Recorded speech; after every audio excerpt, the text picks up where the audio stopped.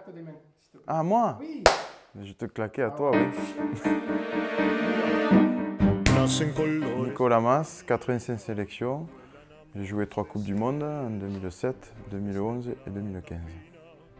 Ben, c'est une compétition qui est un peu à part dans le monde du rugby, hein, parce que c'est une compétition qui regroupe plusieurs pays et qui, au bout, tu gagnes cette Coupe du Monde qui est tant convoitée par toutes les équipes. Et forcément, voilà, c'est une préparation différente, des moments différents avec les coéquipiers parce que tu vis beaucoup ensemble et ça n'a rien à voir avec les autres compétitions que tu peux jouer. Ben, beaucoup de fierté parce que c'est vrai que c'est quand même, tu représentes ton pays, c'est une satisfaction déjà et voilà, une fierté surtout parce que il y a beaucoup de joueurs, je pense, qui voudraient y participer et on a la chance d'y être. Ensuite, on s'est donné les moyens forcément d'y être, mais moi, je pense qu'il y a une part de chance d'y être, de pouvoir être convoqué à une Coupe du Monde.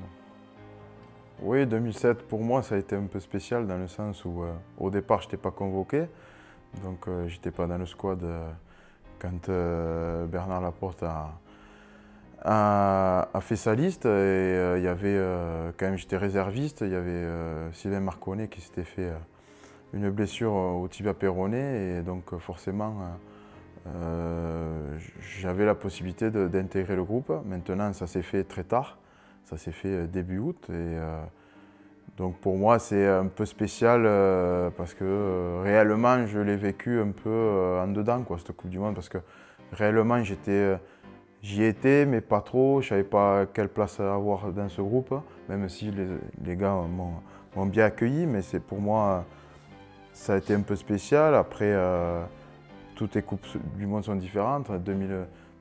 Pour moi celle qui m'a le plus plu c'est celle de 2011 parce que voilà, je pense que ma maturité m'a permis de le vivre à fond.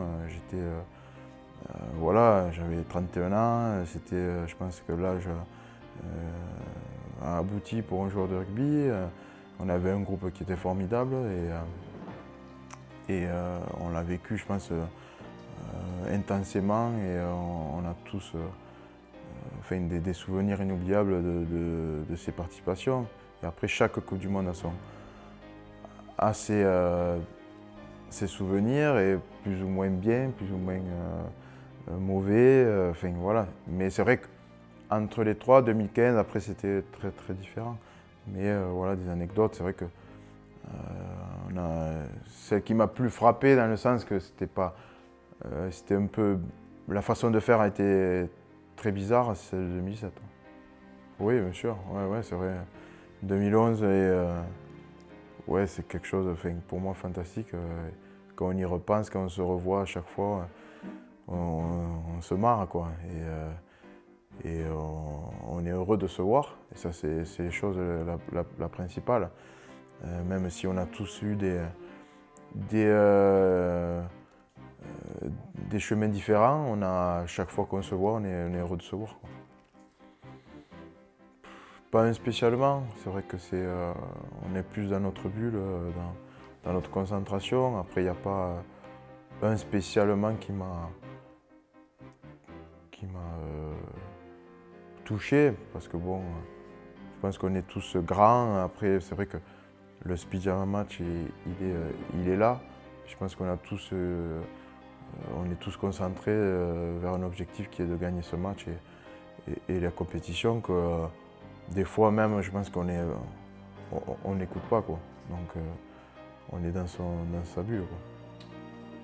Pour moi, je suis très taiseux, donc c'est vrai que c'est des choses qui pour nous restent entre nous et qui sont des choses qu'on se dit et que forcément on ne se dirait peut-être pas dans un autre contexte.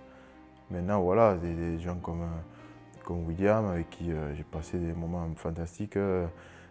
Voilà, on se parlait, on se disait les choses réelles, quoi. Voilà. Quand ça allait pas, ben, on se le disait. Quand ça allait aussi. Et comme je le dis, c'est des moments que je pense privilégiés ou qu'on ne revivra plus parce que c'est impossible. dans la vie normale, je sais pas, l'autre fois j'en discutais avec quelqu'un, je disais, nous, ce qu'on a vécu, ben, c'est à vivre, une personne lambda ne le vivra pas. Donc, et on a eu cette chance de le faire. Donc voilà.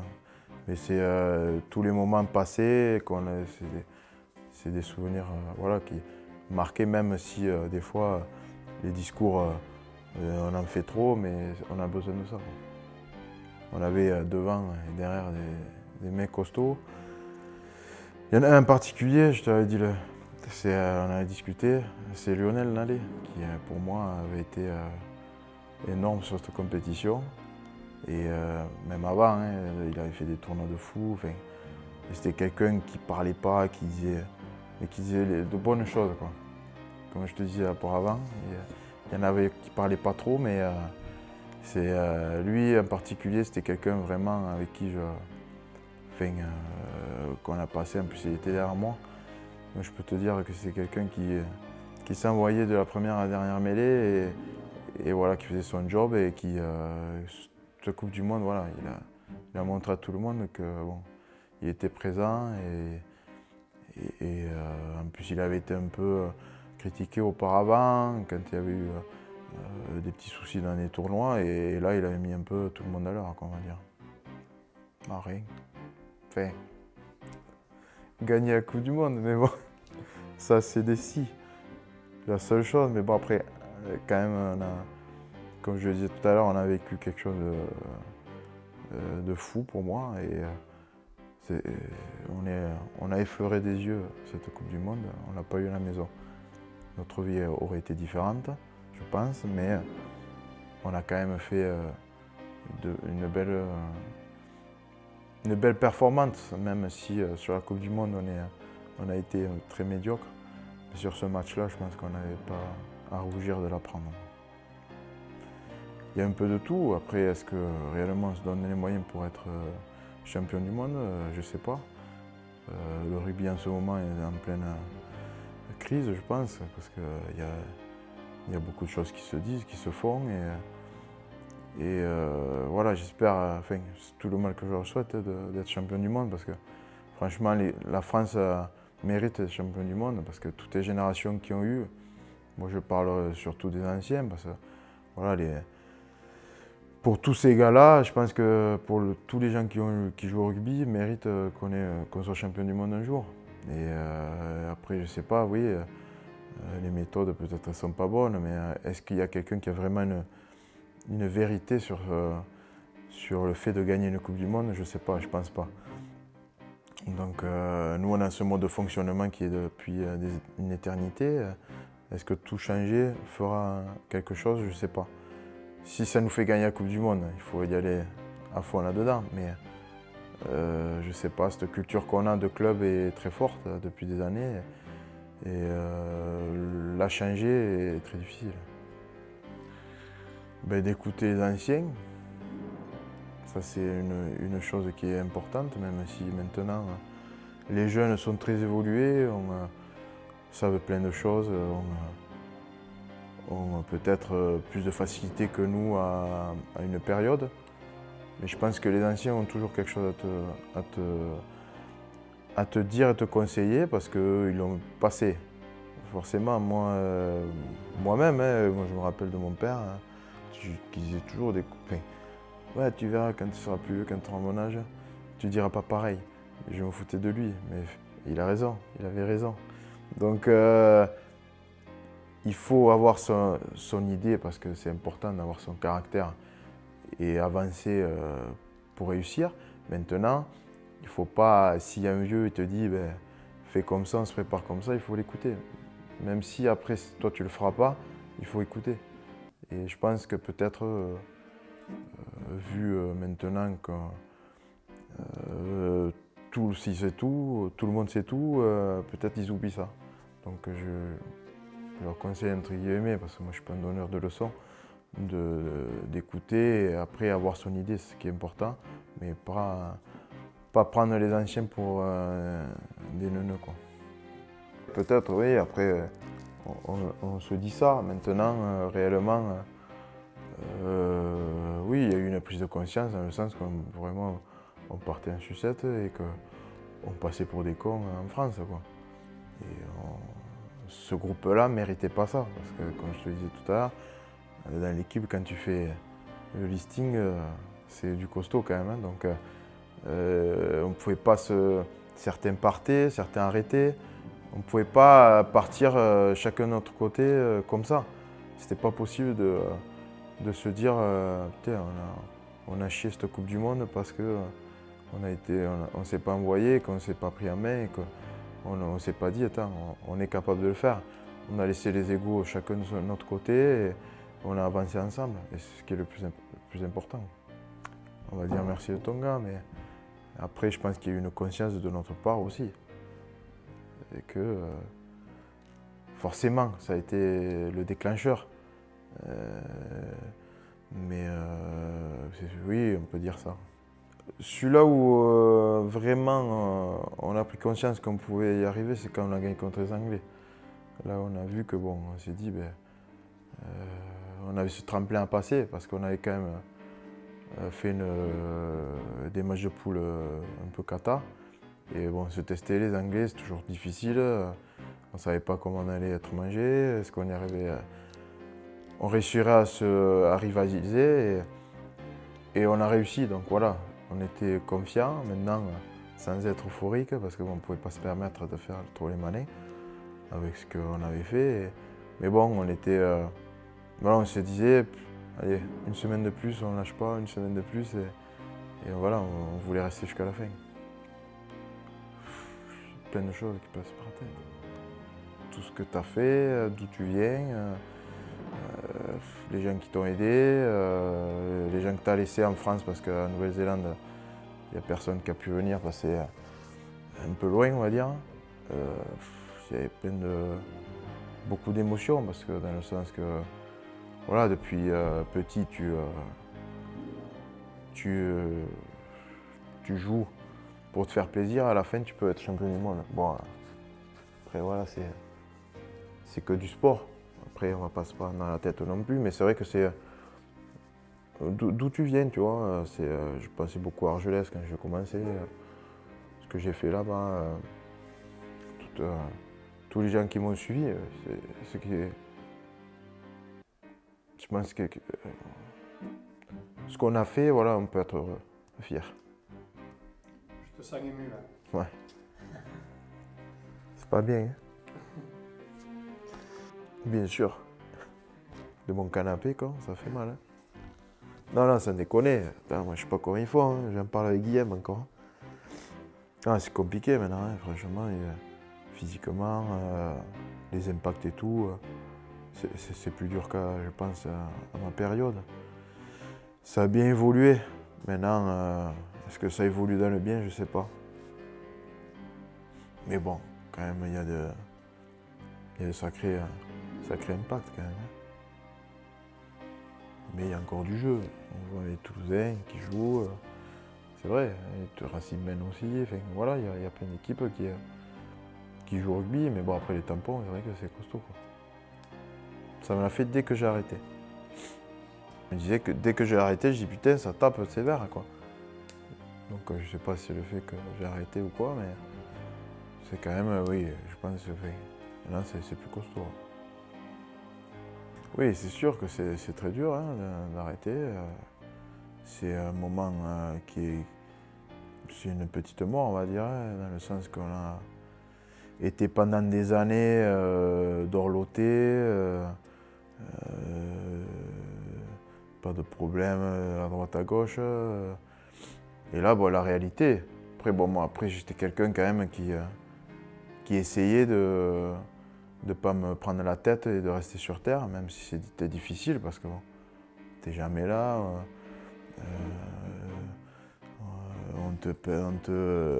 On te lave les freins, on te s'occupe de toi, on te fait à bouffer. Quand tu viens à la maison, c'est pas pareil, hein. Donc, quand tu as des gosses, quand tu il y a plein de choses qui font que quand tu arrêtes, bon, déjà, tu n'as pas l'intensité que tu avais quand tu jouais, les entraînements, donc forcément, c'est comme une drogue, hein. Et après, bon, tu essaies tant bien que mal de t'en sortir tranquille, de faire autre chose. Moi, qui m'a permis, c'est Je suis reparti dans les études, faire la méca, et ça m'a permis voilà, de déjà vraiment de voir la vraie vie, parce que bon, je suis allé avec des gosses de 15, 16 ans, 17 ans, mais même si voilà, ils sont dans le dur, hein, on va dire, et ils ne sortent pas de famille facile, et ça te permet au moins de te dire, toi tu as de la chance, et ces gars-là, ça m'a permis voilà, de te dire, ben, il n'y a pas que les paillettes et les strass, quoi, tu vois. Donc, et qu'il y a des gens qui sont, ces jeunes-là, ils ne savent pas trop ce qu'ils veulent faire, hein, et moi j'étais là au milieu, et c'était pas évident, quoi. Mais bon, ça m'a permis moi de me construire maintenant ce que je suis, quoi. Voilà. Ça m'a permis voilà, de côtoyer de nouveau des jeunes. Je côtoyais un pote à moi avec qui j'étais un junior, qui était pion là-bas, donc on s'est revus, ça a été cool, quoi. J'ai revu aussi le CPE qui était mon entraîneur quand on était champion de France avec Argelès. Donc Laurent Fabre qui m'a permis, qui m'a fait connaître un peu ce monde, et voilà, c'est fait que ça a été difficile, mais bon voilà, maintenant je suis content, et la vie que j'ai, je suis heureux, et puis voilà. Ben, j'espère qu'il va être bon, parce que déjà ils auront 3 mois, 2 mois de préparation pour partir au Japon. Ils vont peut-être arriver à se connaître, parce que bon, quand tu fais des tournois, c'est pas là où tu vois réellement les gens comme ils sont. Et voilà, peut-être ils vont les mettre en difficulté qu'ils ne sont pas habitués, certains joueurs. Ça leur fera du bien, certains. Et ils vont peut-être créer quelque chose, parce qu'ils le méritent maintenant. Les Coupes du Monde, voilà, c'est pas facile, hein. Pas se dire c'est juste parce que tu as 3 mois de préparation que tu vas sortir finaliste. Enfin, tu vois, et voilà, surtout qu'ils préparent bien leur match, et que tous leurs matchs que je leur souhaite qu'ils arrivent, quoi. Voilà.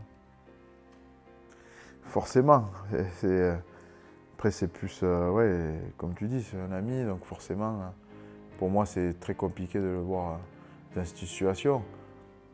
Après,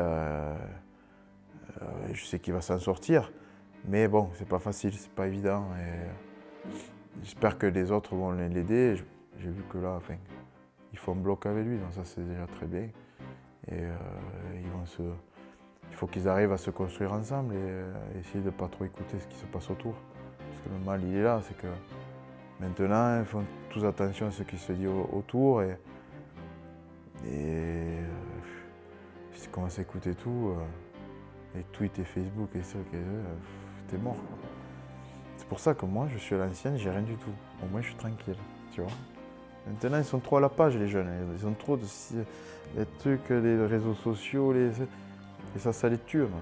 Mais bon, on ne peut plus reculer maintenant. Mais voilà, c'est vrai que c'est quelque chose maintenant, j'espère qu'ils vont surtout se régaler, voilà, et montrer un autre visage, et surtout se faire plaisir eux. Parce que quand même la base, quand tu joues en équipe de France, c'est toi tu dois donner du plaisir aux autres, mais si toi tu n'en as pas sur le terrain, c'est compliqué de en donner aux autres. Donc voilà, j'espère que ça sera bien. Je sais pas, tu sais, ça c'est des choses qui... je serais très heureux pour lui si ça se concrétise, hein. Parce que voilà, c'est quelqu'un de fantastique, et il le mérite. Maintenant, pour moi, tu sais, c'est le rugby, j'ai beaucoup donné au rugby, et maintenant, c'est pas évident. Quand tu passes de l'autre côté, c'est vraiment autre chose, hein. Et je l'ai été de l'autre côté, je sais comment ça se passe, comment les joueurs y sont. Donc être entraîneur, franchement, je leur dis chapeau aux mecs qui sont entraîneurs, parce que c'est comme si c'était sur un siège éjectable. Donc, et pour ma part, forcément, peut-être oui, mais j'en ai pas le besoin pour l'instant de donner. Enfin, Après, c'est sûr que tous les gens qui m'ont donné, comme un mec comme Didier Sanchez, qui pour moi m'a tout appris sur la mêlée, c'est des gars comme ça, et il n'y en a pas à tous les coins de rue, quoi. Donc, mais bon, ça c'est le futur, c'est pas encore fait. Ah ben moi là je suis mécano, hein, voilà ce que je voulais, hein. chez Jeep à Perpy. Et voilà, j'ai été embauché en août, après mes 2 ans de formation, avec mon CAP, mention complémentaire. Et il y a eu une place qui s'est libérée, ils m'ont pris comme mécano. Donc pour moi, voilà, j'ai toujours été quelqu'un de l'ombre en tant que joueur et je le continue dans la mécanique. Moi, je fais mon boulot, j'ai mon chef qui me dit fais ci, fais ça, je le fais. Et voilà, et je suis épanoui. Donc pour moi, c'est le principal. Je n'ai pas envie de me disperser dans plein de choses qui ne sont pas moi. Je ne veux pas faire un truc que j'aime pas. Et donc là, franchement, je me régale. Et les gars avec qui je bosse, ils sont sympas. Donc voilà, aussi, il y avait ce fait que pour moi, j'étais quelqu'un un peu, entre guillemets, connu. Et voilà, ça a été, ça aussi, il faut le gérer. Et eux ont été super bien avec moi. Et donc, voilà, pour moi, pour l'instant, tout se passe bien. Ouais, intérieurement, j'étais fier parce que quand même, c'est quand même quelque chose de beau. Maintenant, c'est comme je suis. Jamais je me suis inventé. Intérieurement, oui, j'étais content. Après, comme je te disais tout à l'heure, c'est pour les gens qui ont œuvré pour mon éclosion, pour tout ce que j'ai fait. Pour eux aussi, c'était quand même une satisfaction, je pense. C'est plus pour eux que j'étais heureux que personnellement, oui, intérieurement, j'étais content. Maintenant, voilà,